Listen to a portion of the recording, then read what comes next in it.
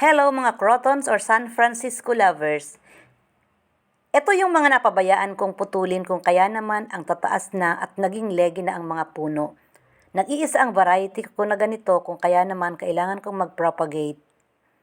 Ipakita ko lang kung papaano ako mag-propagate ng cuttings. Ito ang tinatawag na ICU propagation. Pagkaputol ng sanga, alisin ang ibang dahon at ang balat sa dulo ay kayurin ng at least 1 inch at direktang itanim sa lupa kung saan ito patutubuin.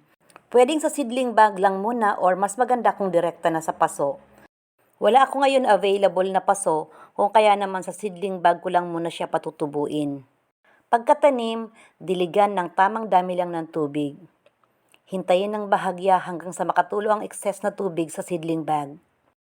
Then, balutin na ng plastic at kailangang walang singaw. Kaya naman, linagyan ko siya ng tali.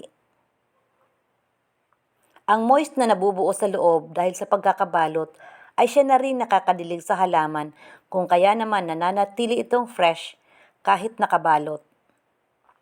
Ilagay ito sa malilim na lugar at hayaan ng 1 buwan bago buksan.